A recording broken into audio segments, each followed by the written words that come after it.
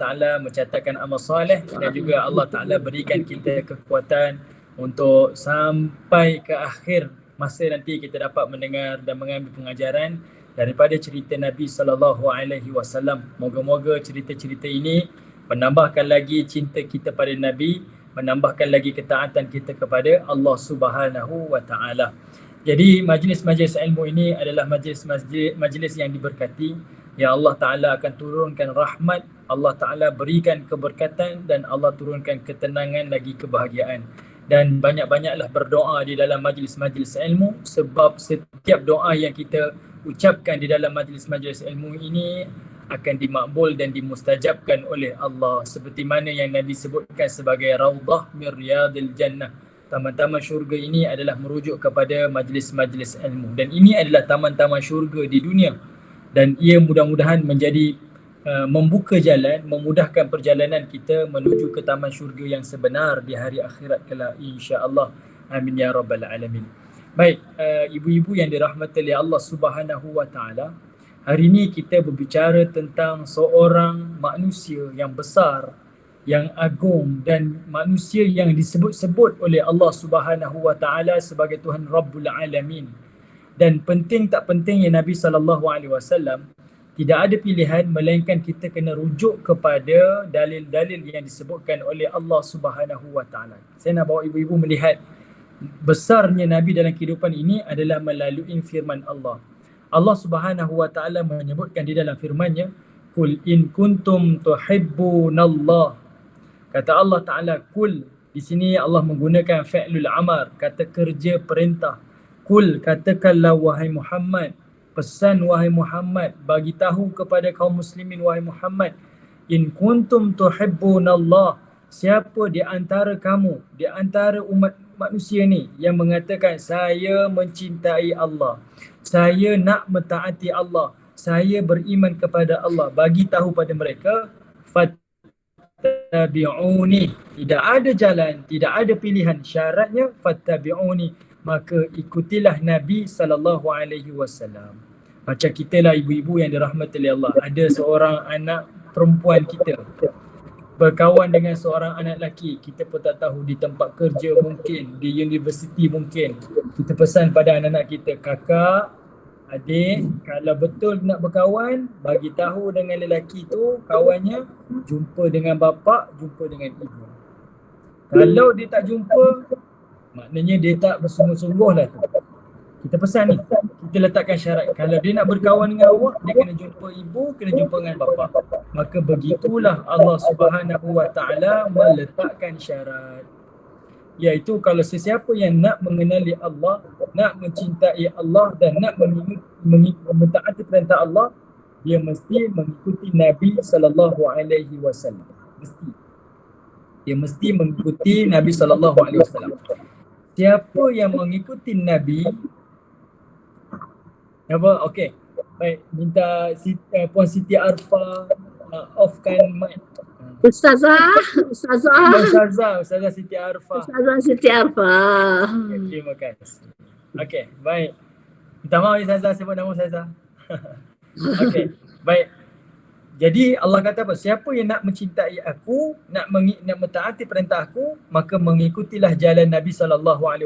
Fattabi'uni.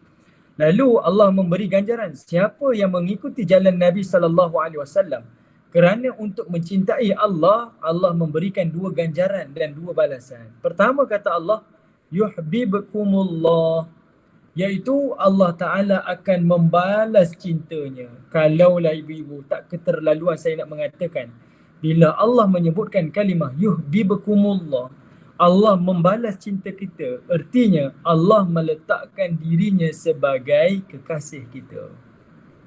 Allah meletakkan dirinya sebagai kekasih kita. Dan kalaulah Allah mengatakan dia adalah kekasih kita, tuan-tuan, ibu-ibu yang dirahmati oleh Allah, di sini adalah jaminan kita akan selamat di dunia dan kita akan selamat di hari akhirat. Sebab apa? Sebab tidak ada kekasih yang akan menyakiti kekasihnya, dan tidak ada kekasih yang akan menyusahkan kekasihnya. Allah seolah-olah memberi jaminan, dunia kamu selamat, akhirat pun kamu selamat. Sebab kata orang putih lah, ibu-ibu yang dirahmati oleh Allah. Dia kata, when your God is your friend, who's your enemy? Bila mana Tuhan itu dah menjadi sahabat kamu, siapa lagi yang sanggup nak bermusuh dengan kamu? Maka begitulah Allah Subhanahu Wa Taala meletakkan jaminan, nak mencintai aku, syaratnya mengikutilah jalan Nabi SAW. Aku akan membalas cinta kamu. Sebab apa tuan-tuan? Nabi adalah kekasih Allah. Kita tahu Nabi ni digelar sebagai Habibullah. Tetapi ada satu lagi gelaran yang diberikan kepada Nabi SAW. Cuma kita jarang-jarang dengar dan jarang-jarang sebut.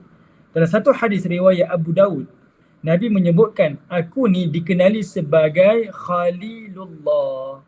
Sama seperti gelaran yang Allah Ta'ala berikan kepada Nabi Ibrahim AS. Apa beza antara Habibullah dan Khalilullah? Habibullah dan Khalilullah dua-dua bermaksud kekasih Allah. Sama. Habibullah kekasih Allah, Khalilullah pun kekasih Allah. Cuma dua-dua ni memberi maksud yang berbeza dari sudut bahasa Arab. Macam mana? Okey. Habibullah disebut sebagai hub. Hub ni maksudnya cinta. Saya kasih pada kamu. Kita sebut kepada pasangan kita, abang Habibi kita kata. Kalau kita panggil isteri kita Habibati. Habib ni cinta ni, sayang ni, saya kekasih awak dan sebagainya. Dia adalah bermaksud, kita kata macam ni, kalau kekasih Habib ni maksudnya seseorang yang melakukan sesuatu perkara yang Allah cintai. Dia hanya melakukan amalan yang Allah cintai saja. Yang Allah tak cinta, dia tak buat. Dia baru dapat kalimah Habibullah. Susah kan nak dapat taraf ni? Sebab hari ni kita buat sesuatu yang mengikut kesukaan kita, bukan mengikut kesukaan Allah. Tapi Nabi, dia buat satu amalan, dia hanya buat apa yang Allah suka. Dan dia akan tinggalkan apa yang Allah tak suka. Itu namanya Habibullah, kasih, sayang. Okey, tak apa Ustazah. Tetapi bila menjadi Khalilullah, ni gelaran kepada Nabi Ibrahim dan Nabi SAW. Khalilullah dia datang daripada kalimah khullah. Khullah ni, ibu-ibu bayangkan ni, saya ada gelas. Saya tuangkan air. Dalam gelas ni, saya tuang sampai airnya penuh. Saya tuang lagi sampai airnya melimpah-limpah. Saya tuang lagi, tak berhenti-henti. Walaupun airnya dah melimpah, saya tuang lagi. Itu namanya khullah. Artinya, kecintaan Allah kepada dua-dua Nabi ni, iaitu Nabi Muhammad dan juga Nabi Ibrahim, adalah kecintaan yang melimpah ruah. Lepas ni kita tukar dah. Kita tak panggil dengan gelaran Habibullah ataupun Ya Habibi pada pasangan kita. Orang lain saya panggil Habibi bang, tapi untuk abang saya panggil Khalili. Sebab kalimah Khalil, dia duduk di tempat yang teratas daripada kalimah Habib. Kalau bayangkan gelas tadi, Habib, dia hanya mengisi kecintaan dia penuh je. Penuh. Tapi Khalil, dia mengisi air dalam gelas ni sampai melimpah. Maksudnya kecintaan Allah kepada dua Rasul ini melimpah-limpah. Melimpah-limpah. Dari situ macam mana? Okey, saya katakan tadi, kalau Habibullah, Nabi buat apa yang Allah suka. Dan Nabi tak akan buat apa yang Allah tak suka. Tetapi bila Nabi naik darjat sebagai Khalilullah, apa yang Nabi buat, Allah yang suka. Dia terbalik. Kalau Habibullah, Nabi akan buat apa yang Allah suka. Tetapi kalau Khalilullah, apa yang Nabi buat, Allah yang suka. Itu darjat dia. Beza kan? Fahaman pun beza. Dan ini bahasa cinta lah ibu-ibu yang dirahmati oleh Allah. Kalau jiwa kita dipenuhi dengan cinta, kita akan faham maksudnya. Jadinya, kita tak akan dapat darjat Khalilullah. Apa yang kita buat, Allah cintai, tak akan dapat. Tetapi kita boleh mengejar Habibullah. Iaitu kita melakukan apa yang Allah cintai. Sebab itu Allah menyebutkan kalimah yuhibbukumullah. Aku akan membalas cinta kamu. Syaratnya kita mesti melakukan apa yang Allah cintai. Di sini apa yang Allah cintai? iaitu mengikuti jalan Nabi SAW. Selamat dunia, selamat hari akhirat.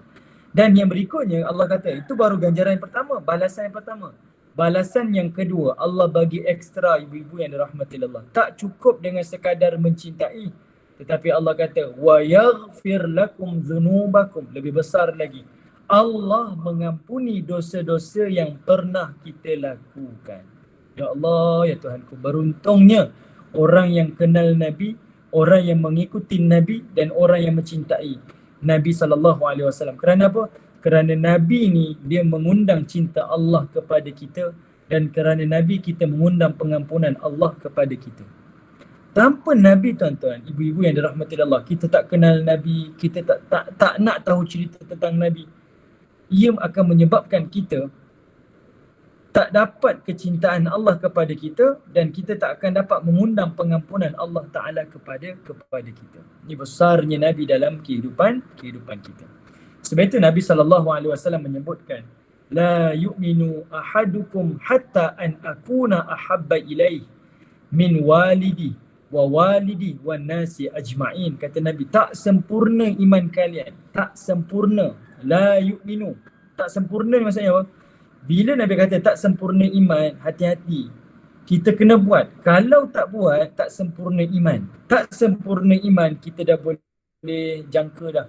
Saya ni layak ataupun tidak untuk ke syurga Allah. Kita sendiri boleh jawab. Sebab kata Nabi, la yu'minu, tak sempurna iman. Sebab orang yang masuk ke syurga Allah adalah orang yang sempurna imannya. Jadi kata Nabi, la yu'minu ahadukum, tak sempurna iman kalian, hatta an akuna ahabba ilaih, selagi mana kalian tidak mencintai aku, iaitu Nabi, min walidi wa walidi wa nasi ajmain, iaitu lebih daripada cinta kalian kepada ibu bapa kalian, lebih cinta kalian kepada anak-anak kalian, dan lebih cinta kalian kepada seluruh manusia. Yang inilah menjadi tema kepada tajuk kita petang ini. Cinta Nabi SAW bukan cinta pilihan, tetapi adalah cinta kewajipan yang membawa kepada cinta keimanan. Kita tak boleh pilih, ibu-ibu yang dirahmati Allah. Saya nak cintalah, saya tak nak cintalah. Tak boleh pilih. Sebab ini adalah syarat keimanan. Tanpa mencintai Nabi, tak sempurna iman. Tak sempurna iman, tak layak masuk ke dalam syurga Allah. Baik, ibu-ibu yang dirahmati Allah Subhanahu wa taala. Mungkinlah antara kita kata, Ustaz, saya nak cerita Maulidul Rasul, Maulid Nabi ni, cerita tentang Nabi ni selalu dah, setiap tahun dah. Sekarang ni saya pergi majlis ilmu, selalu dah cerita pasal Nabi ni, selalu sangat. Sebenarnya ibu-ibu yang dirahmati Allah, cerita tentang Nabi ni tak jemu-jemu sebenarnya. Kalau kita betul-betul faham, cerita tentang Nabi ni pentingnya adalah kita kena membawa cerita Nabi dalam kehidupan kita. Baru kita rasa cerita Nabi ni hidup. Kehidupan Nabi ni adalah cerminan kepada kehidupan kita. Barulah kita rasa betapa pentingnya Nabi dalam kehidupan kita. Kalau kita hanya tahu fakta dan kita hanya tahu kronologi sahaja sirah Nabi ni, dia tak ada kesan. Okey. Sebab itu saya nak sebut dulu. Sebab itu para ulama moden, yang ulama sirah contemporary, antara namanya Safiur Rahman Al-Mubarakfuri. Ini antara ulama sirah moden berbangsa India, daripada negara India. Dia karang satu kitab ni, kitab sirah ni. Kitab sirah ni ditulis di dalam bahasa Arab, tapi dah diterjemahkan dalam ribuan bahasa. Namanya kitab Ar-Rahiqul Makhtum. Saya percaya ibu-ibu mesti pernah dengar kitab ni. Kitab sirah moden ni. Ar-Rahiqul Makhtum. Ar-Rahiqul Makhtum sebenarnya adalah nama kepada minuman bagi penghuni-penghuni syurga. Kalau ibu-ibu baca dalam surah Al-Mutaffifin, Allah disebut wa yusqauna mir rahiqil makhtum wa khitamuhu misk. Kata Allah Subhanahu wa taala, seseorang bila masuk ke dalam syurga Allah Taala, Allah berikan dia welcome drink. Nah, ni welcome drink kamu ni. Minum. Dan minuman tu Allah kata ar-rahiqul makhtum. Ar-rahiq ni apa ibu-ibu? Ar-rahiq ni adalah minuman khamar, arak. Ar-rahiq ni adalah khamar, arak. Arak. Saya minta maaf. Minuman beralkohol. Cuma ni minuman syurga ni. Dan dia adalah minuman yang halal lah di dalam syurga. Dia tak memabukkan, dia tidak ada kelemahan, dia tidak membuatkan manusia muntah-muntah. Ni ibu-ibu baca dalam surah Al-Waqi'ah. Okey, yang Allah Ta'ala sebutkan, rahik ni adalah minuman daripada syurga. Dan Allah kata apa? Dia bukan sekadar arak, bahkan dia adalah al-makhtum, dalam keadaan tertutup. Kita sebut sebagai the seal of nectar. Okay, ini minuman yang special yang Allah berikan kepada golongan al-muqarrabin. Dalam syurga ada dua darjat. Seorang nama Ashabul Yamin, dia duduk di syurga yang rendah. Satu lagi namanya al-muqarrabin, yang duduk di syurga yang tertinggi. Kan kita baca dalam surah Al-Waqi'ah. Wa kuntum azwajan thalatha fa ashabul maimanati ma ashabul maimanah wa ashabul mash'amati ma ashabul mash'amah wasabiqun as-sabiqun, kata Allah. Ada tiga golongan. Golongan pertama ashabul yamin, ahli syurga. Golongan kedua adalah ashabul shimal, penghuni neraka. Golongan yang ketiga adalah golongan as-sabiqun, ataupun kita panggil yang Allah sebut ulaikal muqarrabun. Ni orang-orang yang duduk di syurga yang tertinggi. Ada satu minuman, Allah kata minumannya ar-rahiqul makhtum. Maksudnya apa? Sesiapa yang membaca sirah Nabi, mengulang kaji sirah Nabi, mempelajari, mengkaji, mengulangi, belajar, mengajar, dia tak akan jemu. Bahkan dia seolah-olah meneguk ar-rahiqul makhtum. Dia tak akan puas, bahkan bertambah-tambah kelazatan, bertambah-tambah lagi kenikmatan. Pagi tadi ibu-ibu dengar daripada Datuk Ustaz Kazim Ilyas kuliah tentang Nabi. Petang ni bersama dengan saya. Mungkin malam nanti ataupun esok dengan asatiza yang lain. Percayalah, hadir sahaja majlis-majlis ilmu seperti itu, kerana bila cerita tentang Nabi, mesti Allah akan membuka jalan-jalan baru. Allah akan membuka pengajaran-pengajaran baru kepada kita. Yang penting kita niat, saya memang nak tahu cerita Nabi dan saya nak mengikuti Nabi SAW. Itu saja niat kita. Kita kena lapangkan dada kita, jangan kata, oh saya dah tahu dah. Tak. Banyak perkara yang kita tak tahu. Bahkan saya, ibu-ibu yang dirahmati oleh Allah, saya mengkaji lama dan saya pun menyampaikan banyak kali. Namun banyak lagi pengajaran-pengajaran yang saya tak pernah jemu-jemu untuk dapatkan cerita tentang Nabi SAW. Okey, baik. Sekarang kita nak tengok macam mana tanda cinta Nabi ni. Kan kita kata ni cinta kewajipan, ni cinta keimanan. Selalu kita dengar dah, Maulid Rasul, cinta Nabi. Macam mana tanda cinta Nabi ni? Kita tak ada satu contoh, melainkan kita kena melihat contoh daripada para sahabat Nabi SAW. Saya buat satu contoh. Ibu-ibu yang dirahmati oleh Allah, ada satu kisah yang diriwayatkan oleh Al-Imam Tirmizi. Nabi ada berkahwin dengan seorang wanita Mekah bangsawan selain daripada Khadijah binti Khuwailid. Selepas Khadijah wafat, Nabi ada berkahwin dengan seorang wanita anak bangsawan Mekah, dikenali dengan nama Ramlah binti Abi Sufyan. Dia adalah anak kepada Abu Sufyan bin Harb. Abu Sufyan. Nama Ramlah ni jarang-jarang kita dengar, tapi nama lain yang masyhur adalah bernama Ummu Habibah. Okey, Ummu Habibah. Jadinya Ummu Habibah ni dia bawa satu hadis daripada Nabi ni.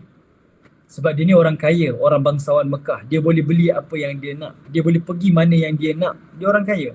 Tapi Nabi berikan dia satu tawaran. Kata Nabi SAW, wahai Ummu Habibah, kalau kamu mendirikan 12 rakaat solat sunat rawatib, Allah akan bina untuk kamu satu mahligai di dalam syurga Allah di hari akhirat. Sebab dia ni orang kaya, dia nak buat rumah besar mana, dia berkemampuan, anak bangsawan Mekah. Tapi Nabi bagikan kepada beliau satu tawaran yang dia tak boleh dapat dan dia tak boleh beli. Iaitu kata Nabi, kamu nak dapat satu mahligai dalam syurga Allah, kamu kena dirikan 12 rakaat solat sunat rawatib sehari semalam. Ibu-ibu kena pesan tau, ni nota ni kena buat. Kena bagi tahu pada pasangan kita, suami-suami kita, bang, kita dah pencen. Kita rumah ada, rumah kat kampung pun dah ada dah. Sekarang ni kita kena buat rumah kita di hari akhirat. Ayah-ayah janganlah terkejut, dah kenapa pula isteri saya ni? Dah boleh kenapa pula cerita tentang akhirat ni, nak pergi dah ke? Tak. Ini merancang. Macam mana dulu kita merancang? Bang nanti lepas pencen nanti kita nak duduk mana? Nak duduk kampung kan? Kita kena buat rumah kat kampung. Jadi macam ni lah kita nak pulang ke kampung abadi di hari akhirat, kita kena rancang sekarang. Saya bagi satu contoh ibu-ibu. Di dunia ni usia kita paling lama lah 60 tahun. Lajak sikit 70 tahun. Tapi usia kita di dunia adalah usia yang sementara dan paling pendek. Contoh, usia Nabi SAW di dunia berapa tahun? 63 tahun. Semua orang maklum. Cuba ibu-ibu kira kita tengok Nabi SAW hari ni tahun hijrah kita 1443 hijrah. Betul? 1443 hijrah. Tolakkan dengan 11 tahun. Tolak dengan 11 tahun. 1443 hijrah tolak 11 tahun. Kenapa 11 tahun? Sebab usia Nabi wafat 11 tahun. 11 tahun hijrah. Kita akan dapat 1332 tahun.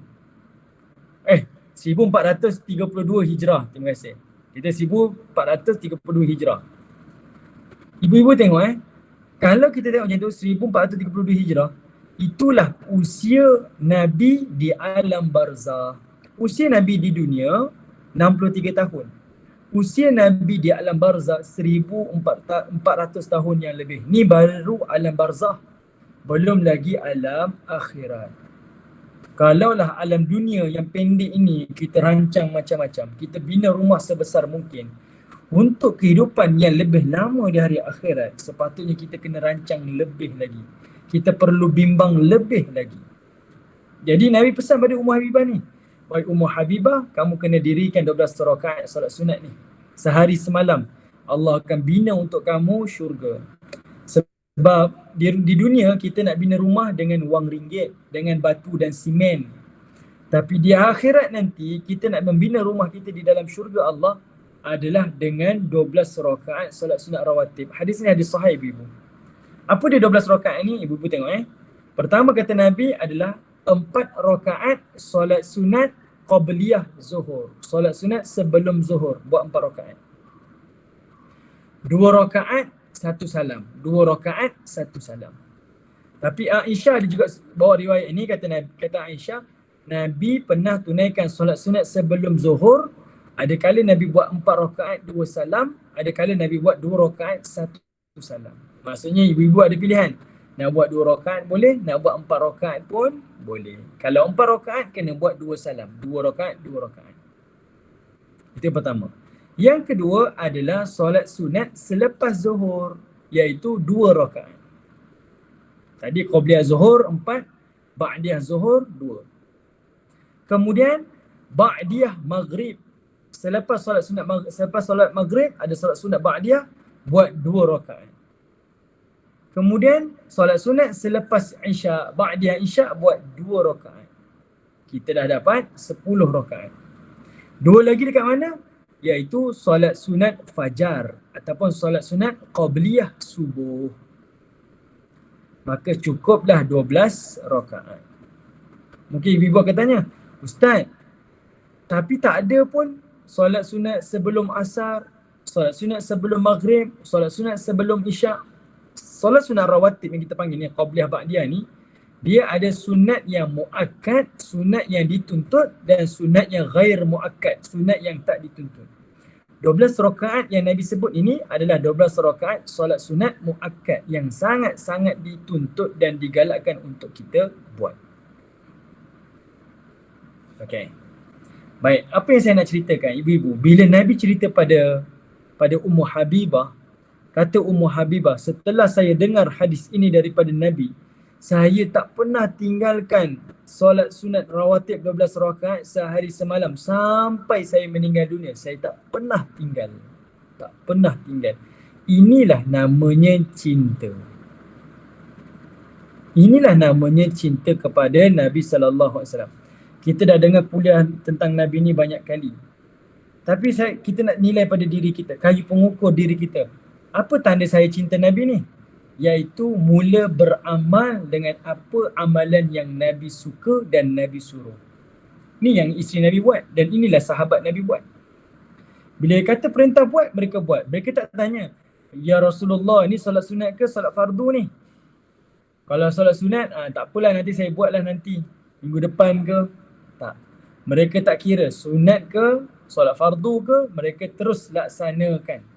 Kerana apa? Love is blind. Cinta itu buta.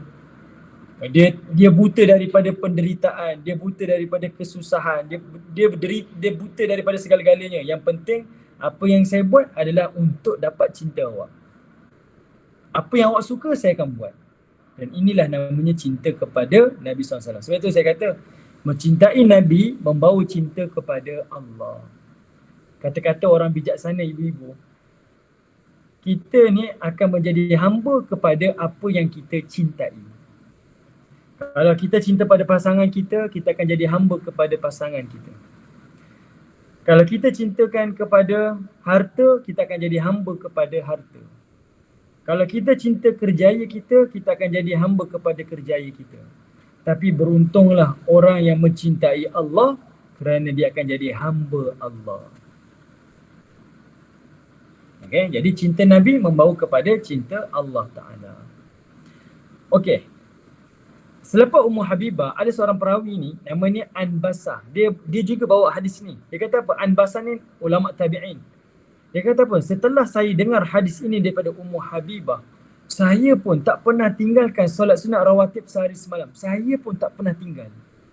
Oh subhanallah, cinta betul mereka pada Nabi SAW. Cinta sungguh. Nabi cakap dia buat terus. Buat. Tanpa berbala-bala, tanpa kata apa-apa. Okey, Puan Hazina kata kalau buat, kalau tak buat macam mana? Ini namanya mujahadah. InsyaAllah dapat. Kita ni mujahadah ni, apa yang kita buat semuanya mujahadah. Kan? Kita nak buat ada kalanya lemah iman kita. Sebab iman ni yazid wa yanqus, bertambah dan berkurang. Jadinya kita nak buat ni, kadang-kadang kita perlu kepada usaha. Jadi Allah Ta'ala sangat-sangat menghargai. Sebab itu Allah ni dikenali dengan nama Asy-Syakur. Tuhan yang maha bersyukur. Tapi tak sesuai terjemahan tu. Allah bukan bersyukur. Allah Tuhan yang maha menghargai. Itu maksud Asy-Syakur. Kita buat satu amalan, Allah akan hargai walaupun amalan tu sedikit. Dia hargai amalan kita. Dia bukan macam manusia. Dia nilainya sikit-sikit. Tak. Allah walaupun sedikit, amalannya itu adalah amalan yang sentiasa dihargai oleh Allah Subhanahu wa Ta'ala. Okey, ibu-ibu yang dirahmati oleh Allah Subhanahu wa Ta'ala.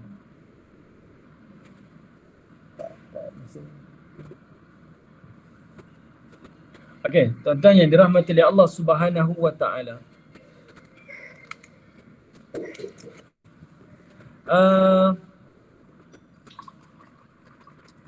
Ada satu lagi kisah tentang Umar Al-Khattab. Kita cerita pasal mujahadah ni. Ada kisah Umar. Umar ni, kita kena tahu pada zaman Nabi berhijrah, mereka ni masih lagi belum diharamkan arak. Arak ni tak diharamkan. Okay, arak masih lagi belum diharamkan oleh Allah. Dan mereka minum arak ni seperti mana minuman asasi, minuman rutin. 24 jam arak. Sarapan minum arak, tengah hari minum arak, petang minum arak, malam minum arak. Dia tak kira waktu, dia menjadi minuman asasi. Dan bila Allah Ta'ala nak haramkan arak, Allah turun 3 kali pengharaman. Allah turun 3 kali pengharaman. Turun 3 kali wahyu untuk mengharamkan arak. Wahyu pertama Allah turunkan. Allah kata arak ni mudaratnya banyak daripada manfaat. Manfaat kurang. Mudarat banyak. Mudarat memang banyak. Sahabat-sahabat Nabi dengar dah. Tapi haram ke? Belum haram lagi. Masih lagi boleh minum dan mereka minum. Tak boleh tinggal. Tapi mereka dengar dah. Oh, arak ni banyak mudarat. Sebab antara mudarat yang paling besar, arak ni adalah ketagihan dan hilang kewarasan. Arak ni dia ada manfaat juga. Antaranya iaitu bersosial. Okay, dia bergaul. Sebab itu arak ni juga disediakan di dalam syurga. Sebab dia bersosial, minuman sosial. Yang kedua, arak ni dia boleh membangkitkan mood. Ini antara dia punya manfaat. Tapi Allah kata mudarat lagi banyak. Hilang kewarasan, dia mengaibkan diri kamu, memalukan diri, muntah-muntah, berpenyakit. kemudian ketagihan melampau membawa kepada kematian. Jadi Allah maklumkan. Sahabat-sahabat Nabi dengar dah. Okey. Kemudian naik turun wahyu yang kedua pula. Beberapa tempoh turun wahyu kedua. Allah kata apa? Jangan minum arak ketika mana kamu nak dirikan solat. Jangan minum arak ketika nak dirikan solat. Maksudnya apa ibu-ibu? Kalau hari ni kita masuk masjid kena scan, kemudian kena tembak suhu kan. Boleh kata mereka ni peminum tegar arak ni sambil scan nak masuk masjid ni, sambil pegang botol arak nak minum lagi. Sampai tahap tu. Tapi Allah pesan dah. Wahyu kedua, masa nak dirikan solat, jangan minum arak. Tolong jangan. Sahabat-sahabat Nabi ni dengar dah. Dan ketika itu Umar Al-Khattab kata apa? Ini dah ada isyarat tanda-tanda pengharaman arak. Umar dah boleh baca dah. Dia pun tapi belum haram lagi, tapi Umar dah boleh agak-agak.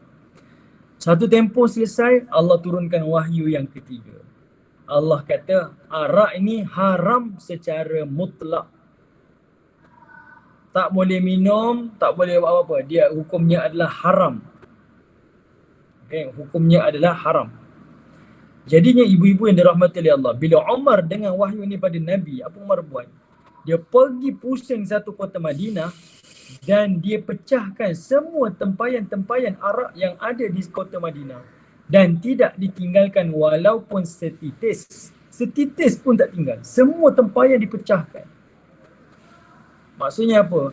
Dia bermujahadah, korbankan syahwat dia, keinginan dia, nafsu dia kerana cinta mereka pada Nabi, membawa cinta dan taat kepada Allah.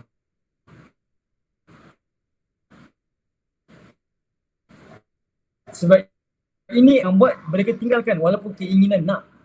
Mereka ni peminum tegar ibu-ibu, tapi bila kata haram dia tinggalkan terus. Tak diminum. Saya tanya pada ibu-ibu yang dirahmati oleh Allah. Ibu-ibu ada ayah-ayah pasangan-pasangan kita. Mungkin ada ayah-ayah dalam ni. Kita dengar fatwa negeri kata, fatwa negeri Johor kata rokok haram, vape haram, shisha haram. Fatwa Selangor pun kata haram. Fatwa kebangsaan kata haram. Fatwa dunia pun kata haram. Tak ada makro-makro dah. Semuanya haram rokok ni. Rokok ke, vape ke, shisha, semua haram. Berapa ramai ayah-ayah di luar sana ambil rokok dalam kotak dalam poketnya, renyuk-renyuk, buang dalam tersampah. Berapa ramai. Kita dah dengar ni haram ni. Ambil, renyuk, buang tersampah. Ataupun kita, alah ustaz, saya baru beli ustaz. Rokok ada 20 batang kan ustaz saya.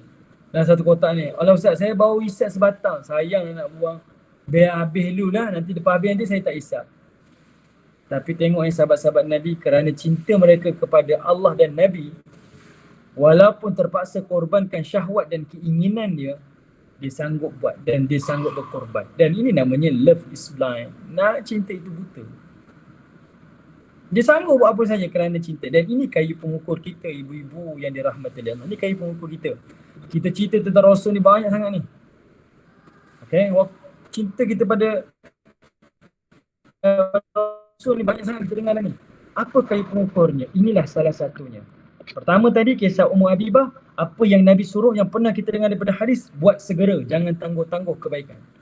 Daripada kisah Umar, iaitu kita kena sentiasa korbankan syahwat, ketepikan keinginan kita dan utamakan apa yang Allah perintahkan. Ini bukti cinta. Ketiga, ada satu lagi cerita. Berlaku kepada Khalid bin Al-Walid. Pada zaman Umar Al-Khattab, Umar ni dia jadi khalifah. Okay, Umar ni jadi khalifah. Jadi, masa Umar jadi khalifah, dia pernah hantar satu peperangan dikenali sebagai Perang Yarmouk. Perang yang berada di utara Jordan, selatan Syria. Peperangan itu adalah antara kerajaan Islam Madinah bertembung dengan kerajaan Rom Timur. Okay, kerajaan Rom. Masa mereka bertembung, yang jadi ketua panglima perang adalah Khalid bin Al-Walid. Ketika tentera Islam hampir-hampir menang, Umar Al-Khattab tukar daripada Khalid turun daripada tahta, gantikan pula dengan orang lain, iaitu tak salah saya Abu Ubadah bin Al-Jarrah. Naik sahabat lain. Sedangkan masa on the way pergi dan masa berperang, Khalid jadi ketua panglima perang. Dah nak menang dah. Tiba-tiba Umar hantar Abu Ubadah bin Al-Jarrah tukar. Dia kata, Abu Ubadah kamu jadi ketua panglima perang, Khalid turun daripada tahta. Kalaulah kita ni tengah bekerja, tengah-tengah bekerja ni tiba-tiba majikan tukar kita. Tukar jawatan, turunkan jawatan, tukar jabatan. Kita kata, majikan ni, bos ni ada tak kena ke dengan saya ni? Macam ada something wrong je kita dengan majikan. Kita ada mula rasa-rasa, kita mula sangka buruk dengan majikan kita. Tapi Khalid ni masa dia turun tahta, dia tetap berperang dengan sepenuh hati dia. Berjuang macam biasa. Sampai kan sahabat-sahabat kagum. Dia kata, wahai Khalid, saya tengok kamu ni dah diturunkan tahta jawatan daripada Umar, Khalifah ni. Tapi saya tengok kamu berjuang macam tak terkesan dengan arahan tersebut. Saya tengok kamu berjuang seperti sedia kala. Apa kata Khalid ibu-ibu? Saya berperang adalah kerana Allah, bukan kerana Umar. Dia jadi ikhlas. Bila cinta Nabi membawa cinta Allah, apa yang kita buat memang kerana Allah. Apa yang Allah suka, kita jadi ikhlas. Orang buatlah apa pada kita. Orang mengatalah kita, alah tak payahlah nak tunjuk baik sangat. Saya kenal lah awak muda-muda macam mana. Kita kadang-kadang ada kawan-kawan macam tu tau. Saya tahulah awak muda-muda macam mana. Alah bukanlah baik sangat, mentang-mentang bawa balik haji dah macam ceceh-ceceh ni.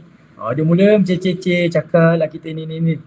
Kalau orang yang betul-betul ikhlas, dia tak dengar apa-apa. Sebab dia buat bukan kerana nak perhatian manusia.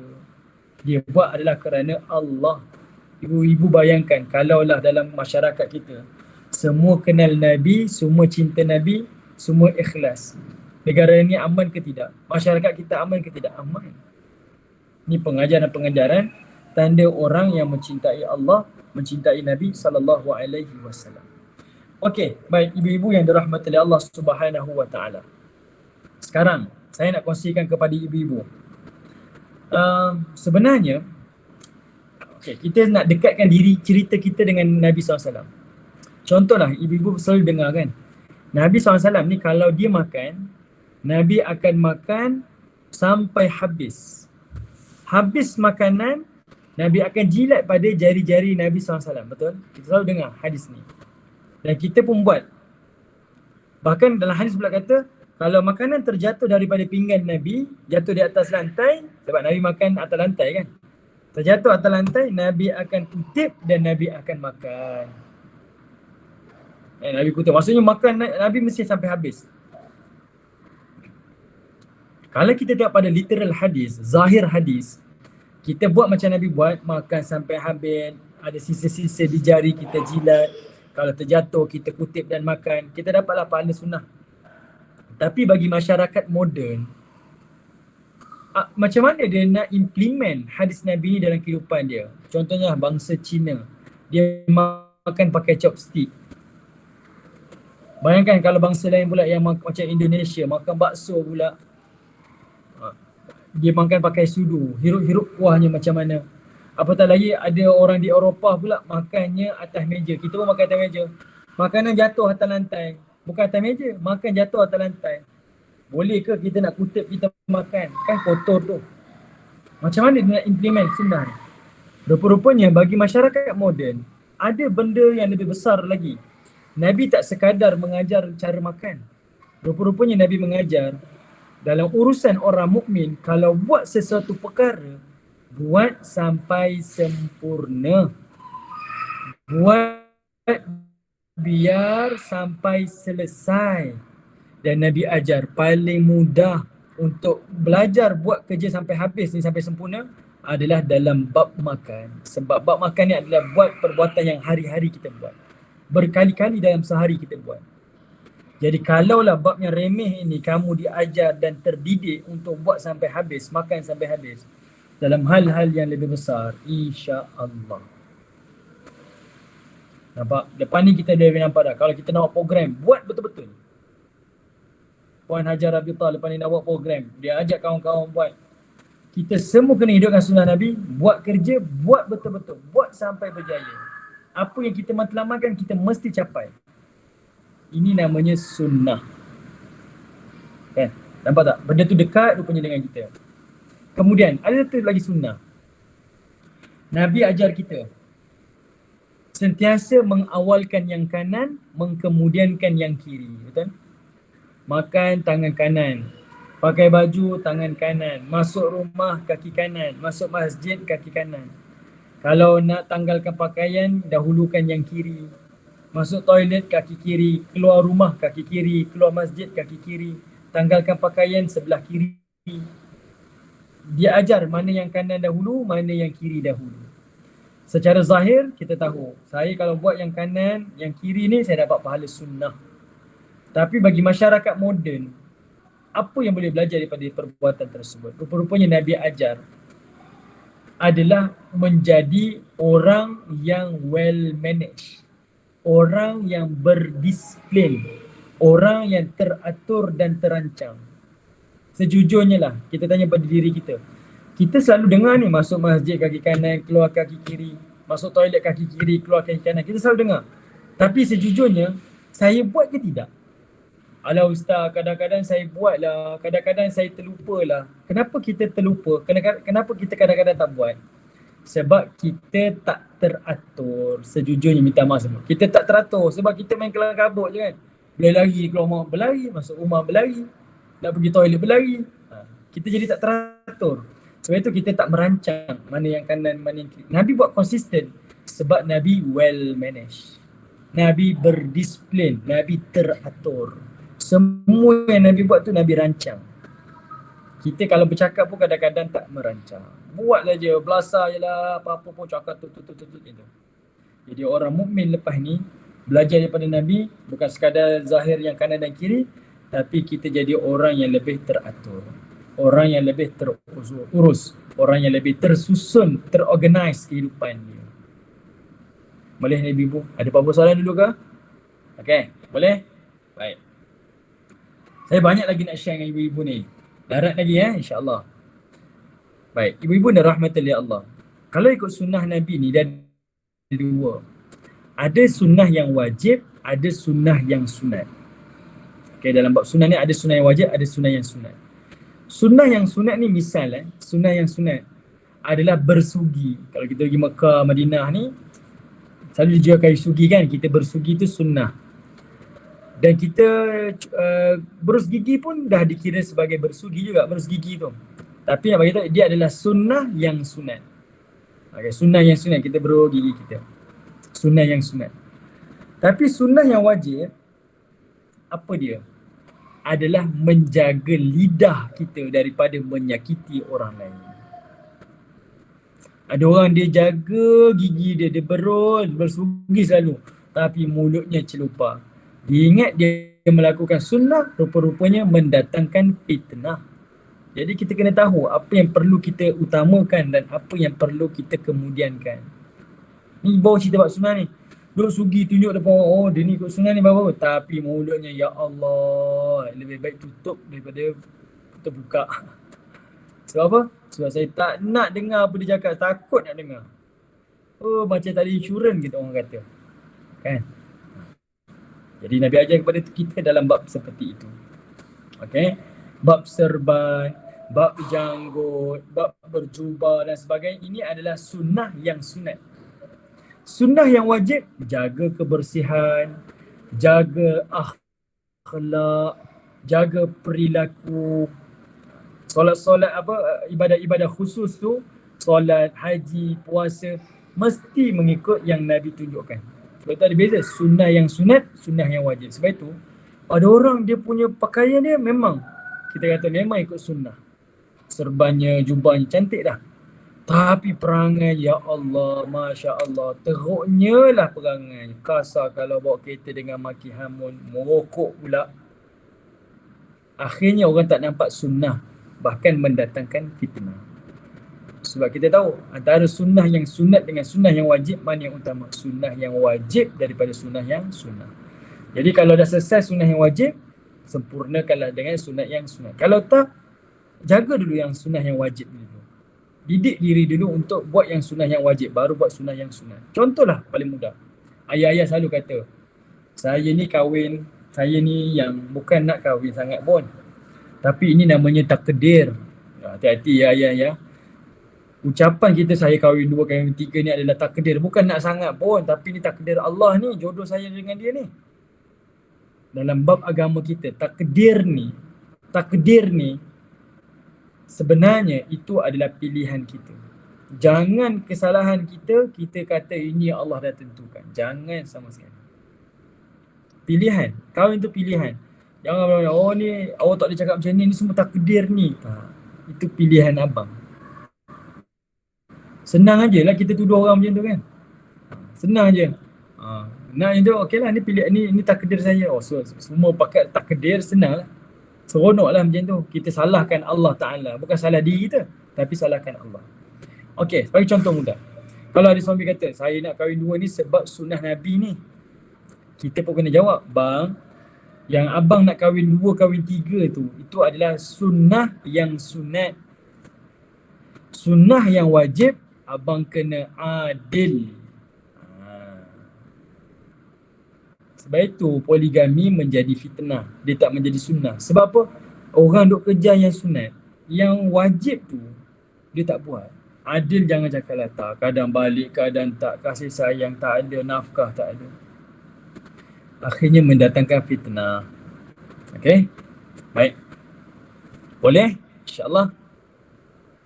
Okey, tak kisah Puan Zina sokong. Alhamdulillah, ini hukum yang takkan boleh berubah. Cuma kita kena faham, saya minta maaf sebutlah kalau dah lain kita sebut Kita tak boleh kata poligami ni salah, saya tak boleh terima. Ni hukum. Cuma kita kena nampak. Jangan letakkan hukum ni pada kita. Betul lah Puan Zina kata asalkan bukan suami saya. Poligami saya sokong asalkan bukan suami saya. Saya nak bagi tahu, hukum takkan berubah. Okey. Cumanya kita kena faham agama ni adalah universal.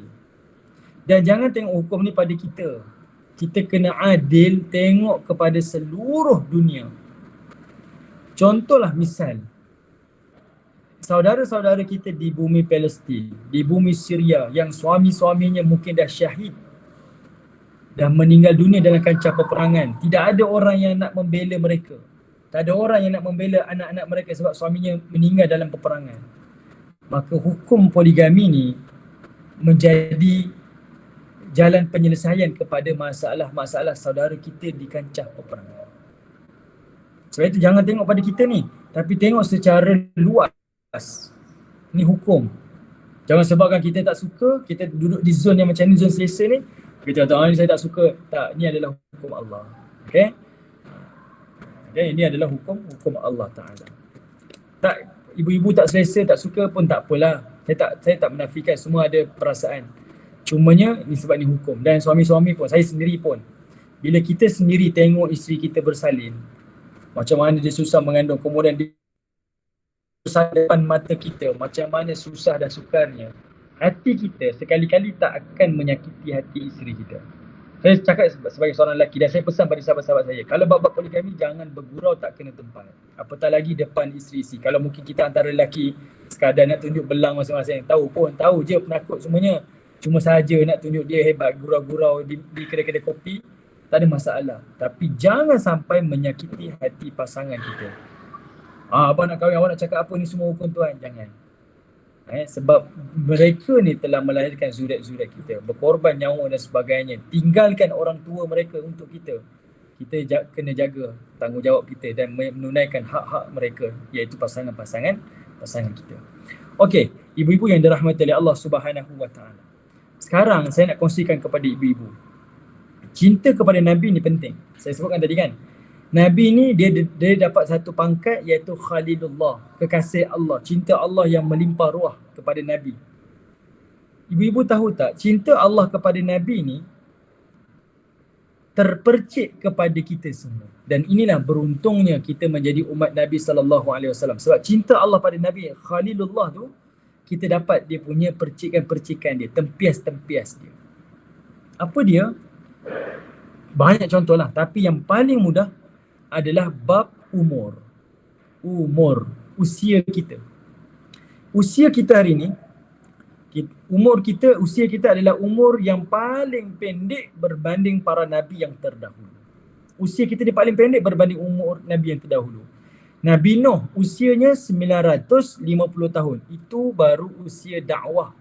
Usia sebenar wallahu a'lam, tak diketahui dan tak disebutkan. Cecah ribuan tahun, 2000, 3000 tahun.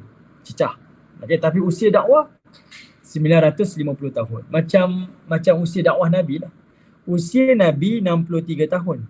Usia dakwah Nabi 23 tahun. Kan Nabi dapat jadi Rasul 40, wafat 63, 23 tahun. Umur dia lagi panjang lagi. Usia dakwah itu baru usia dakwah. Usianya lebih panjang. Okey, kenapa saya kata usia kita ni sebagai tanda cinta Allah pada kita, umat Nabi ni? Sebab dengan usia yang pendek, Allah nak gandakan pahala kita, maksimumkan pahala kita. Dalam masa yang sama, Allah nak kurangkan, nak minimumkan dosa kita. Allah nak gandakan pahala kita, Allah nak maksimumkan pahala kita. Dalam masa sama, Allah nak minimumkan dosa kita, nak kurangkan dosa kita. Sebab itu umur kita pendek. Contohlah, saya nak bagi contoh kat ibu-ibu. Kan Nabi sebut umur umat Nabi ni sitin ila sab'in, 60 ke 70 tahun sahaja. Kalau kita dah masuk usia 60 tahun ibu-ibu, kita tahu dah, saya duduk di garisan merah dah. Kalau usia saya dah 70 tahun lah Ustaz, kita kena tahu dah, kita ni usianya adalah usia subsidi. Allah nak bagi-bagi, Allah nak tarik-tarik. Kalau hari ni kita umur 40 tahun, 50 tahun, kita dah boleh jangka dah, saya baki dekat dunia ni sekitar 20 tahun lagi, 10 tahun lagi. Sebenarnya penting kita tahu usia kita ni. Bukan untuk melemahkan. Nabi bagi tahu umur kita ni bukan untuk lemahkan kita. Alah 60 tahun, alah malas. Tak. Sebenarnya bila Nabi bagi tahu usia kita, had usia kita ni adalah supaya kita kalau buat satu benda tu, buat sampai habis. Contoh kita ada cucu. Nek, wan, opa. Kalau bulan puasa, kita nak buka pukul apa ni ya? Masa tu dah lepas asar dah, pukul 5 dah. Saya tak larat lah Nek, saya nak buka puasa lah. Kita pun pujuk, kita ni cucu, sabarlah. Awak dah puasa daripada pagi ni, tinggal 2 jam je lagi nak buka puasa. Pukul 7 kita buka, 2 jam lagi ni. Sebab dia cakap tu pukul 5, buka pukul 7, 2 jam lagi. Cucu yang dengar ni, oh ya Nek, lagi 2 jam lagi tengok jam, okey. Okey lah, saya tahan sikit. Tahan lagi perutnya. Cuba dia tanya, Nek, saya tak tahan lapar lah Nek, bila dia nak buka? Nenek pun kata, nenek pun tak tahu, entah esok entah lusa orang buka. Cucu pun kata, kalau macam tu Nek, sekarang juga saya buka. Jadi bila Nabi bagi tahu usia kita, had usia tu bukan untuk kita ni jadi malas, bukan untuk kita ni putus asa, tapi sebagai penguat. Kita ni dah letih beribadah ni, tapi bila Nabi kata usia kita ni 60 tahun, tengok Allah ada lagi 5 tahun lagi. Okey, kita buat lagi. 5 tahun tak lama, buat. Yang penting kita mati dalam keadaan selamat. Okey, boleh ibu-ibu? Okey, baik, tengok Apa bukti Ustaz umur kita pendek ni Allah sayang? Cuba tengok. Pertama, masuk bulan Zulhijjah, bulan 12. Kita start bulan 12. Ibu-ibu boleh baca satu kitab ni tau. Ibu-ibu cari dekat kedai, namanya Kitab Lataif Ma'arif, Kitab Amalan Setahun. Kitab ni dikarang oleh Ibnu Rajab Al-Hambali. Dikarang satu kitab ni, namanya Kitab Amalan Setahun. Ibnu Rajab ni dia kumpulkan hadis-hadis Nabi daripada bulan Muharram sampai bulan Zulhijjah. Bulan Muharram Nabi cerita pasal apa? Apa amalan yang boleh saya buat? Bulan Safar apa? Bulan Rabiul Awal apa? Sampai bulan Zulhijjah. Elok baca buku ni. Elok baca kitab ni. Cari. Kitab tu ada terbitan Telaga Biru, warna hitam kulit dia. Dah ada terjemahan dah. Cari kitab ni. Okay. Puan Hajar Rabita nanti boleh tanya Abang Fairuz, Encik Fairuz. Dia tahulah tu. Buku Amalan Setahun. Ensiklopedia Amalan Setahun. Buku besar buku dia. Tebal. Besar. Warna hitam. Boleh baca hadis-hadis Nabi kan. Amalan dalam tempoh setahun. Setiap bulan ada je amalan-amalan yang khusus. Okey. Baik. Sekarang ni, kalau tak bulan Zulhijjah. Nabi kata apa bulan Zulhijjah? Kata Nabi SAW, bulan Zulhijjah ni, siapa yang berpuasa pada hari Arafah. Hari Arafah ni bila? 9 Zulhijjah, sehari sebelum Raya Haji. Raya Haji 10 Zulhijjah. Hari Arafah 9 Zulhijjah. Orang yang pergi haji, dia kena haji lah, wukuf. Kalau kita yang tak pergi haji, kita digalakkan puasa. Kata Nabi, siapa yang berpuasa hari Zulhijjah, 9 Zulhijjah, ahtasibu 'ala Allah an yukaffira as-sanatul lati qablah wa sanatul lati ba'da. Kata Nabi, siapa yang berpuasa 9 Zulhijjah, Allah akan mengampuninya dosa yang lalu dan dosa yang akan datang. Amalannya sehari dapat 2 tahun pengampunan. Kita tak rasa besar lah. Saya bagi contoh. Ada tak majikan dekat dunia ni, kerjanya sehari, bonusnya 2 tahun, 24 bulan. Kalau ada bagi tahu saya, hari ni juga saya email resume. Kerjanya sehari, bonusnya 24 bulan, 2 tahun. Tak ada. Melainkan Allah. Amalan kamu puasa sehari je, 2 tahun pengampunan Allah akan berikan. Itu bulan Zulhijjah. Masuk bulan Muharram bulan depan. Bulan Muharram bulan depan. Kata Nabi SAW, siapa yang berpuasa hari Ashura 10 Muharram, ahtasibu 'ala Allah an yukaffira as-sanatul madiyah, kata Nabi. Siapa yang berpuasa pada 10 Muharram, aku mengharapkan Allah mengampuninya setahun yang lalu dosa-dosanya. Oi, tuan-tuan. Cuba tengok Zulhijjah dengan Muharram ni kan bulan yang sebelah-sebelah kan. Bulan 12 dengan bulan 1. Puasa bulan Zulhijjah 2 tahun pengampunan. Puasa bulan Muharram sehari lagi dapat 1 tahun pengampunan. Dalam tempoh 2 bulan kita dapat 3 tahun pengampunan.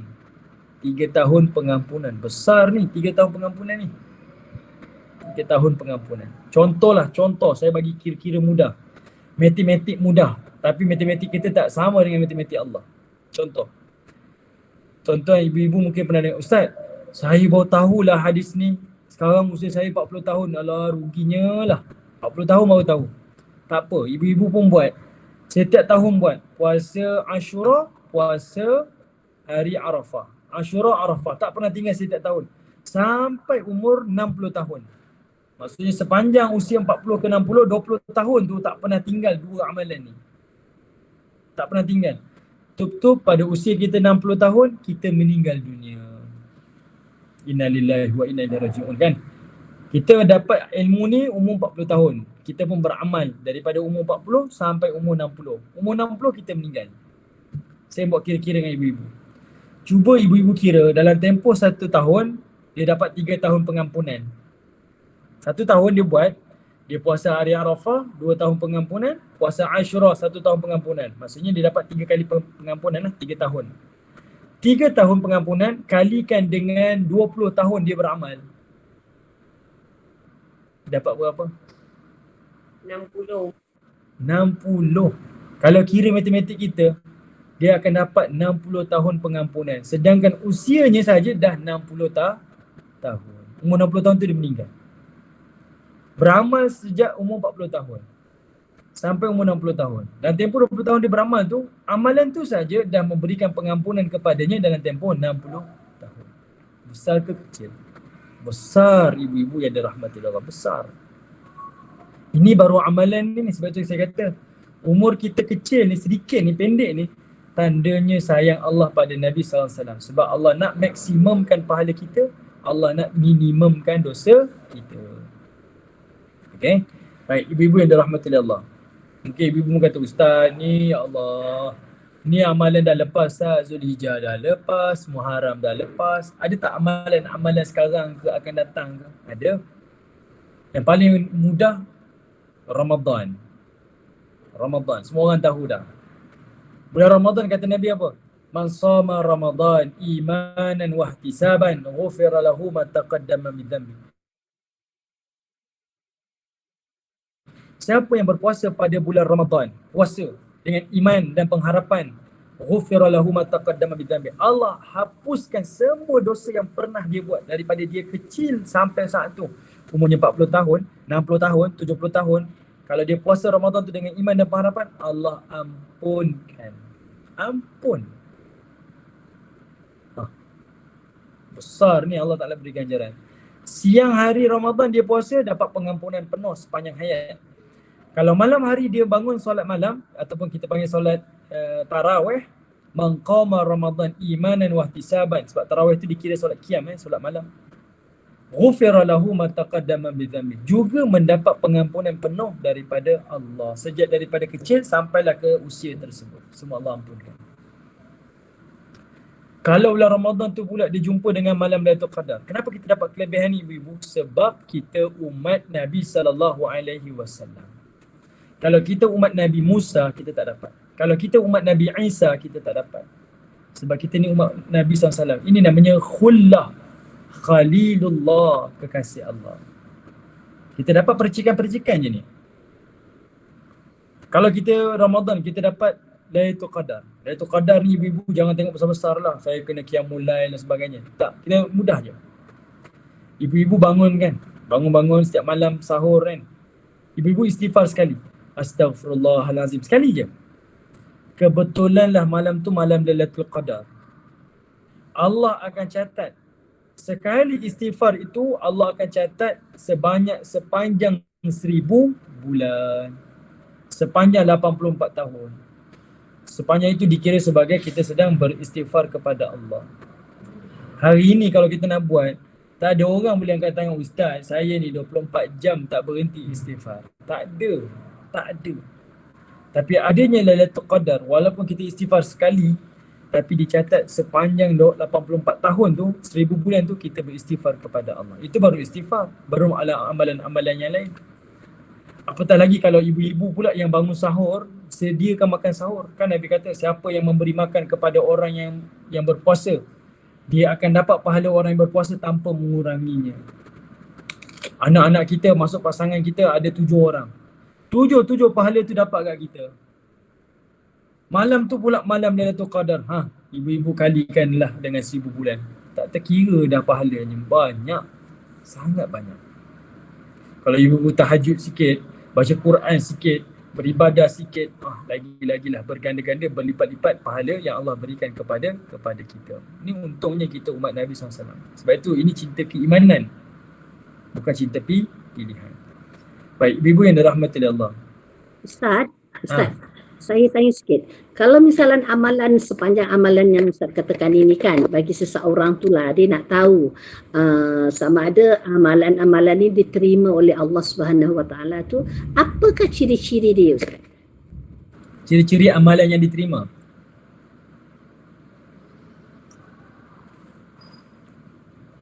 Okey. Tanda amalan yang diterima adalah kita akan rasa manisnya untuk menambahkan lagi amalan. Misal, ni petua lah, petanda. Kita sembahyang subuh. Kita tak tahu amalan kita ni diterima ataupun tidak, tapi kita boleh dapat tanda dia. Kita akan jadi rasa tak sabar-sabar untuk tunggu solat zuhur. Kita akan rasa teruja, nak terus buat beramal, nak buat kebaikan, nak buat lagi. Kita solat zuhur pula, macam mana tahu zuhur kita diterima? Kita akan jadi tak sabar-sabar untuk dapat tunaikan solat asar. Maksudnya, setiap amalan kebaikan yang diterima ni, dia membuatkan seseorang ni bertambah-tambah nak beramal. Dia rasa manis, dia rasa seronok, dia rasa suka, dia rasa tenang. Itu maksudnya tanda amalan yang diterima. Apa-apa amalan pun macam tu. Kalau baca Quran, dia akan baca satu muka surat tak puas. Dia baca muka surat kedua, dia baca muka surat ketiga. Dia baca, dia rasa tak puas. Bertambah-tambah rasa kemanisan. Itu tanda amalan yang diterima. Ni tanda sajalah.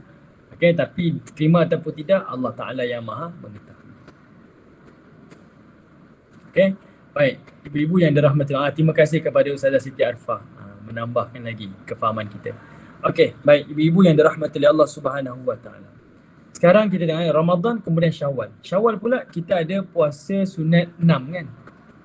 Siapa puasa Ramadan, lengkapkan dengan puasa sunat 6, sekitar 36 hari.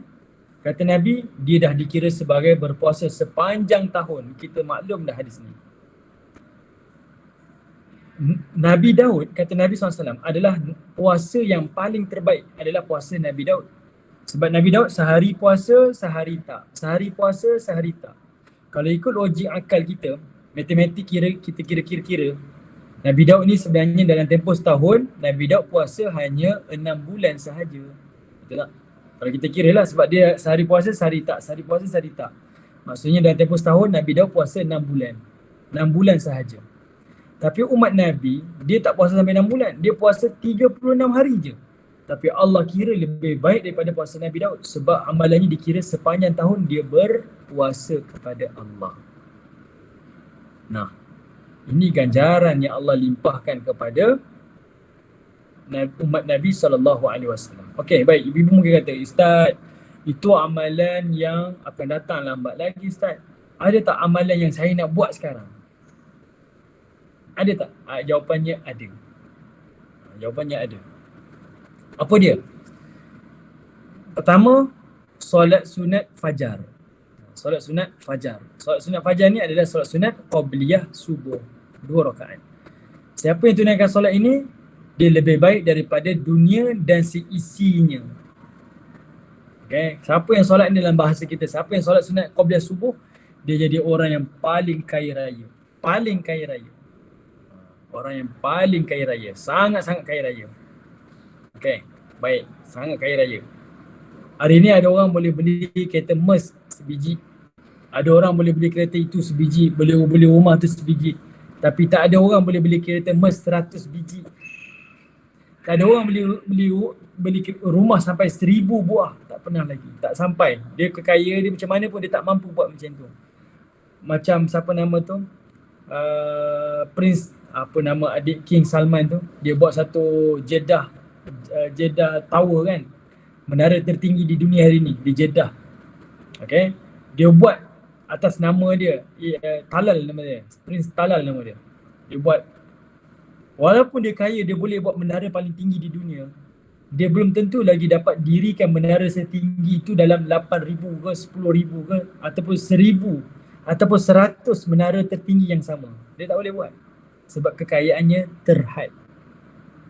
Dia memang boleh buat satu. Tapi nak buat yang kedua, ketiga, belum tentu dia mampu. Tapi bagi umat Islam yang dapat dirikan 2 rakaat solat sunat fajar, kata Nabi, dia lebih baik daripada dunia dan seisinya. Okay. Kemudian Nabi tambah lagi, siapa yang dapat tunaikan solat subuh berjemaah, kemudian dia duduk di tempat solatnya sampai ke waktu isyraq. Kalau kita tengok di jam masjid tu ada tulis waktu syuruk tu. Waktu syuruk dekat masjid tu, ibu-ibu kena tambah 15 minit. Okay, 15 minit. Itu kiraan falak. Tambah 15 minit, ibu-ibu bangun, tunaikan solat sunat isyraq 2 rakaat. Kemudian balik. Kata Nabi, ia akan dapat pahala haji dan umrah yang kata Nabi, tamma wa tamma wa tamma. Sempurna, sempurna, sempurna. Hadis ni riwayat Abu Dawud.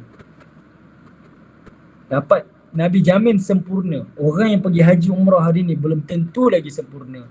Sebab apa? Nak pergi tu selfie, tunjuk itu, tunjuk ini, bangga sana, riak sini. Belum tentu lagi Allah terima. Tapi orang yang buat amalan ni Nabi janji dan Nabi kata dia sempurna, sempurna, sempurna. Bila boleh buat? Hari-hari boleh buat. Tak dapat sehari sekali, seminggu sekali. Tak pun sebulan sekali, tak pun setahun sekali ataupun seumur hidup sekali.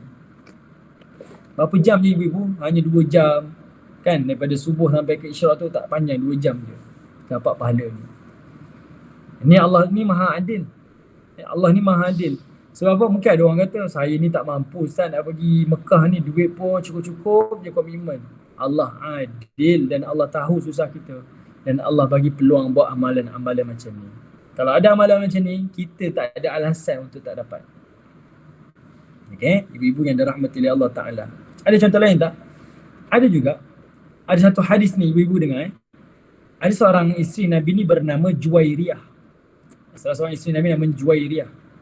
Juwairiyah ni dia pernah duduk di rumahnya. Nabi pergi sembahyang subuh ke Masjid Nabawi jadi imam. Masa Nabi nak keluar ke masjid sembahyang subuh, Juwairiyah ni dah duduk dah di musallah dalam rumahnya. Kan rumah kita ni ada tempat solat khas kan. Okay, dia dah duduk kat situ dah dan dia dah berwirid, berzikir dan sebagainya.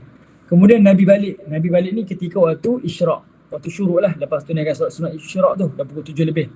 Nabi balik, Nabi tengok Juwairiyah ni masih lagi duduk dekat tempat solat dia. Tak bangkit-bangkit, tak bangun-bangun lagi.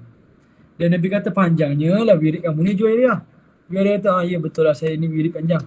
Dan Nabi kata apa? Nak tak saya ajar kepada kamu satu amalan, kalau kamu buat, amalan itu lebih berat daripada amalan yang kamu buat tadi. Ini sesuai untuk ibu-ibu yang yang pagi-pagi nak urus anak sekolah, sibuk nak siap-siap pergi kerja, kan? Sibuk nak siapkan sarapan. Ini kita boleh buat. Apa dia? Iaitu kata Nabi, bacalah wirid subhanallah wa bihamdi adada khalqi wa rada nafsi wa zinata arshi wa midada kalimati. Ulang 3 kali, dia akan dapat pahala yang lebih berat daripada amalan yang dilakukan oleh Juwairiyah sepanjang pagi tersebut. Itu antara yang disebutkan oleh Nabi SAW. Okay.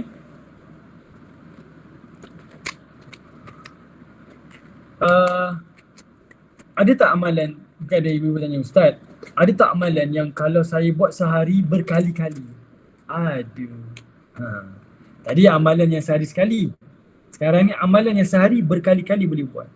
Antaranya kata Nabi SAW, siapa yang berwirid subhanallah 33 kali, alhamdulillah 33 kali, Allahu Akbar 33 kali, genap yang ke-100 tu dia baca la ilaha illallah wahdahu la syarikalah lahul mulku wa lahul hamdu wa huwa ala kulli syai'in qadir.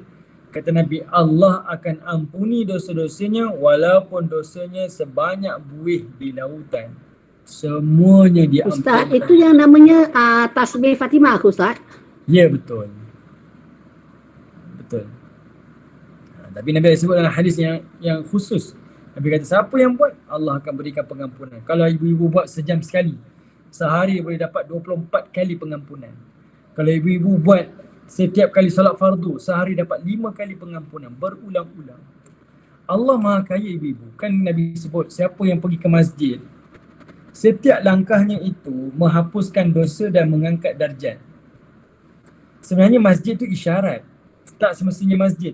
Ibu-ibu pergi majlis ilmu, ibu-ibu pergi ke pejabat, pergi ke kerja. Ini semua ibadah kan? Pergi kerja nak cari nafkah, pergi ke majlis ilmu nak belajar, pergi ke masjid nak solat, pergi ke rumah ngaji untuk buat aktiviti yang sampaikan urusan agama. Macam-macam kita buat. Setiap langkah ni kita tak pernah kira.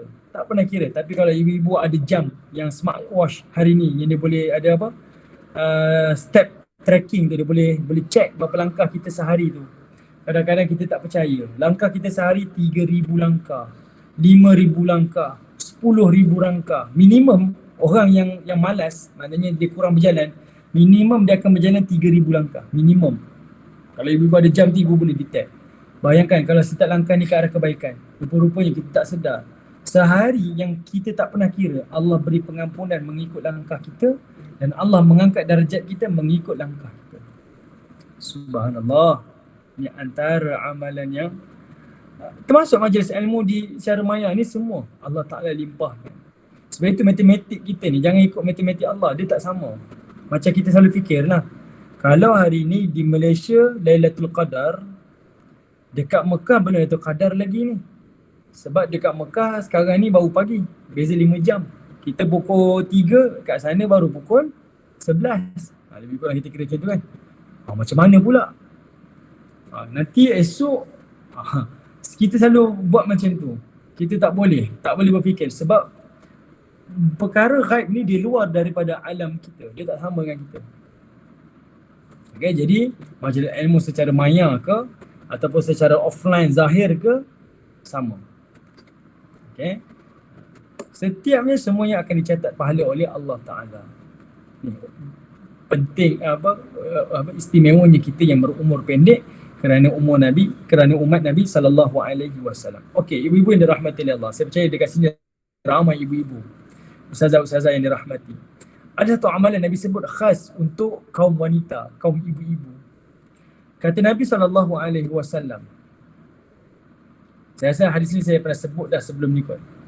Kata Nabi SAW, setiap wanita yang menjaga 4 perkara. Pertama, dia dirikan solat fardu 5 waktu. Kemudian dia jaga hak Allah, dia tunaikan puasa sepanjang Ramadan. Ketiga, dia menjaga kehormatan dirinya, maruahnya. sama ada secara offline ataupun online. Masa di Facebook, di Twitter tu dia tak bergurau sakan, dia tak tonjolkan dia punya kecantikan, dia tak bergambar sana sini selfie yang bukan-bukan, dia tak buat. Okay, dia jaga maruah diri dia. Dan yang keempat kata Nabi, dia mentaati suaminya. Jaga 4 perkara ni. Kata Nabi, bila sampai di hari akhirat, Allah berikan tawaran, pilihlah mana-mana pintu syurga yang kamu kehendaki masuk. Kita tahu ilmu kita tak banyak, kita tahu amalan kita tak banyak, tapi kita ada peluang untuk masuk syurga yang tertinggi. Sebab itu adalah tawaran daripada Allah. Caranya untuk ibu jaga 4 perkara. Lelaki tak dapat, wanita saja.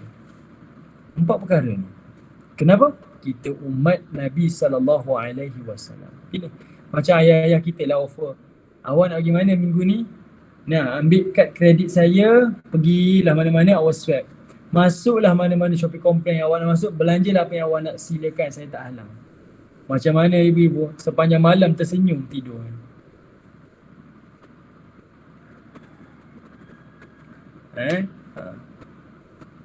Tak ada masalah. Mungkin tengok ulangan di YouTube ke, tak ada masalah. Sebab semuanya dikira sebagai melakukan ibadah. Kita tengok ceramah di YouTube kan. Sama juga. Itu dah dikira duduk majlis ilmu. Sebab matematik ni, matematik Allah tak sama dengan matematik kita. Tak sama. Kita jangan menilai ikut kita. Sebab itu bila dikira amalan-amalan kita ni, kita jadi bingung macam mana perkiraan Allah. Tak sama. Ataupun soalan yang selalu kita tanya. Nabi kata di hujung malam, Allah Ta'ala akan turun ke langit bumi ni. Allah akan turun ke langit bumi. Kalau Allah kata Allah turun ke langit bumi, habis siapa yang duduk kat arash pula? Contohlah kita soalkan pula. Dia soalan tu tak kena. Soalan tu salah. Sebab kita jangan samakan Allah dengan makhluk. Sebab kalau makhluk, saya pindah tempat, saya tak duduk dekat depan kamera ni, depan video ni, itu makhluk, saya tinggalkan sebab saya pergi ke tempat lain. Tapi Allah ke mana-mana dia pergi pun, dia tak seperti makhluk. Walaupun Nabi kata Allah turun ke langit bumi ni untuk mendengar rintihan-rintihan hamba-Nya pada penghujung malam ni.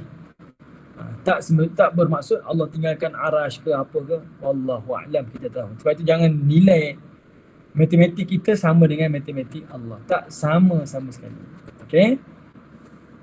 Baik, ada apa-apa persoalan ke ibu-ibu yang dirahmati oleh Allah? Kita ada baki 5 minit lagi. Ada apa-apa soalan ke? Mungkin nak bertanya.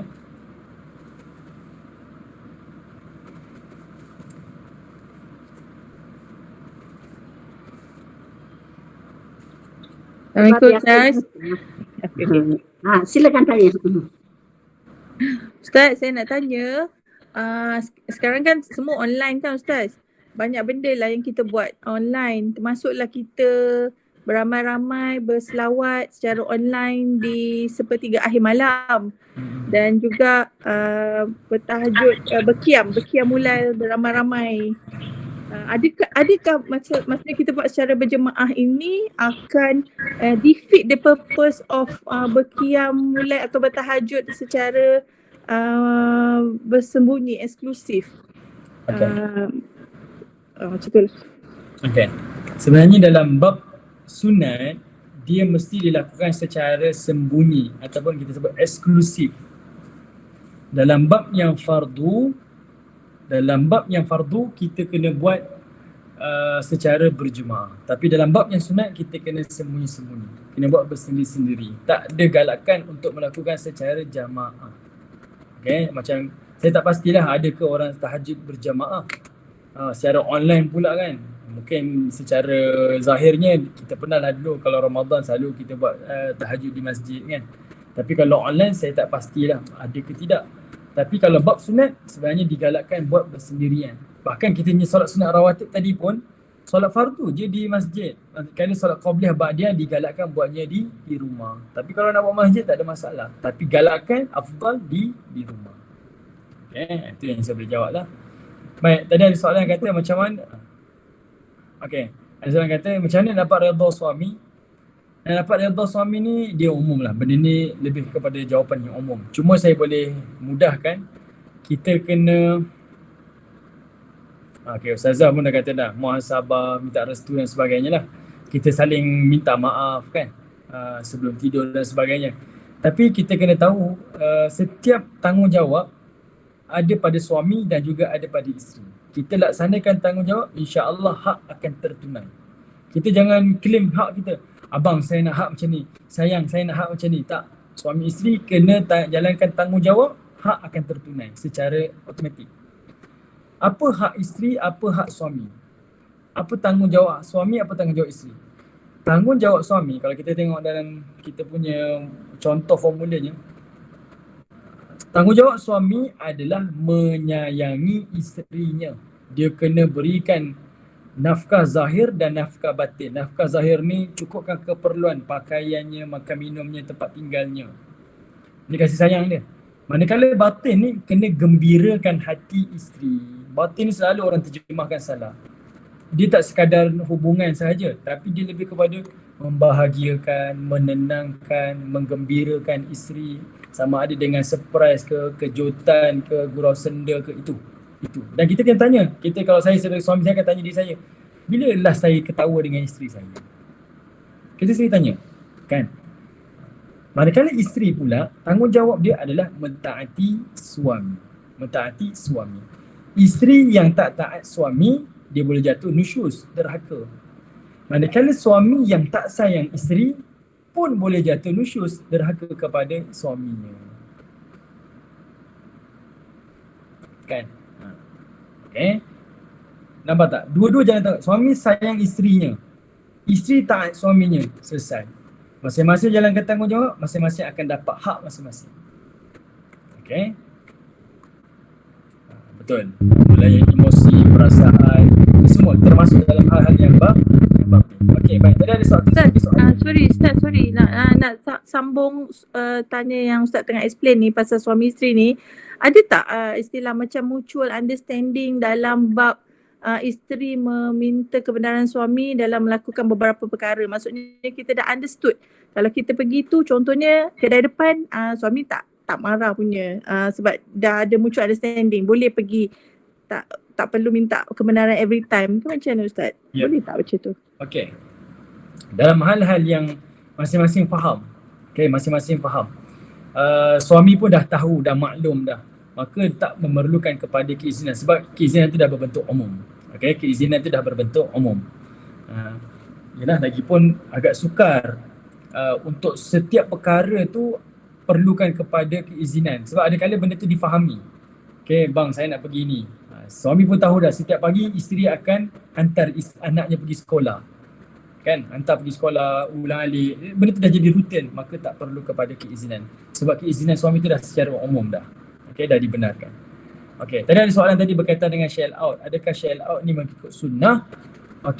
Sunnah Nabi dalam bab makan kita tahu. Ada sunnah yang sunat, ada sunnah yang wajib. Sunnah yang sunat ni macam-macam lah. Nak makan gaya itu ke, gaya shell out ke apa ke. Tapi sunnah yang wajib adalah makan dengan tangan kanan, baca bismillah. Dah. Jadi nak makan shell out pun kira sunnah, nak makan biskut pun kira sunnah, nak makan western pun kira sunnah, pakai chopstick pun dikira sunnah. Selesai. Baik. Ada soalan lagi?